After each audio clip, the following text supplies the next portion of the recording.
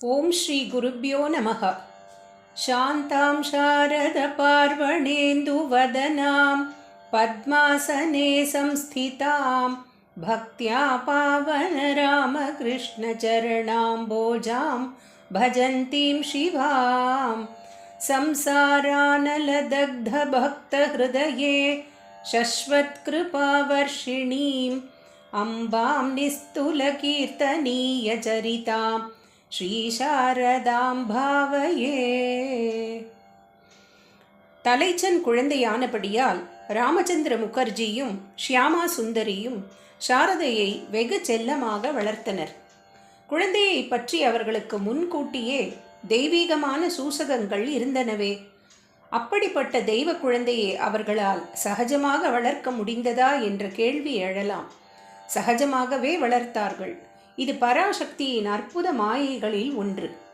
ஸ்காந்த புராணத்தில் பார்வதியின் குழந்தை பருவ வர்ணனையில் இது அழகாக கூறப்படுகிறது. பார்வதி ஆவிர்பவித்த போது அவள் சாக்ஷாத் பரபிரம்ம சக்தியே என்று ஹிமவானுக்கும் அவனுடைய மனையாளான மேனைக்கும் தெரியும்.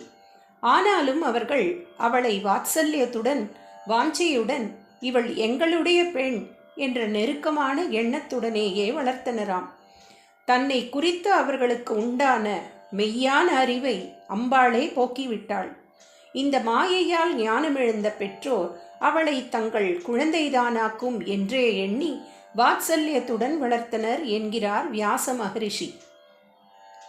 மாயையை போக்கி ஞானத்தை தரவே உலகுக்கு வந்தவள் தன்னை பற்றிய ஞானத்தை பெற்றோரிடமிருந்து போக்கி அவர்களுக்கு ஒரு மாயத்தை உண்டாக்குவதைத்தான் முதல் லீலையாக செய்தாள்.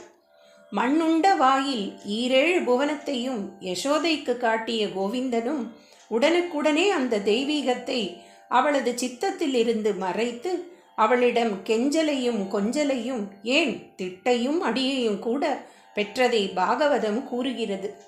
தெய்வம் அவதாரம் எடுக்கும்போது மனிதரோடு மனிதராக வாழவே விரும்புகிறது. மக்கள் தன்னை கண்டு பயந்து பக்தி செய்தால் அதற்கு திருப்தி உண்டாவதில்லை. தன்னை அன்பு உள்ளங்கள் அணுகி கொஞ்சி செல்லம் கொடுக்க வேண்டும் என்று ஆசைப்படுகிறது. அவர்களது பயபக்தியை மாயையால் மறைத்து வாஞ்சையாக மாற்றுகிறது. தெய்வத்துக்கும் இப்படி ஒரு ஆசை உண்டு என்பது சரிதானா? அல்லது நெருங்கி அன்பு செய்வதன் இன்பத்தை எளிய அடியார்கள் அனுபவிக்க வேண்டும் என்றே தன் தெய்வீகத்தை மூடி மறைத்து கொள்ளுமோ என்னவோ? அந்த அடியார்களை அது அடியோடு ஏமாற்றி விடுவதில்லை. அவ்வப்போது தன் தெய்வீகத்தை காட்டவும் செய்கிறது. கருங்குழல் அவிழ்ந்து தொங்கும் கண்களில் கருணை பொங்கும் அருங்குண நாணம் ஓங்கும் ஆடையும் தலைமேல் வாங்கும் சுரங்களில் வளைகள் தங்கும் கற்பினுக்கரசி பூவின் சரங்கொடு காமன் தீண்டா சாரதா அன்னை வாழ்க. ஓம் சாந்தி சாந்தி சாந்தி.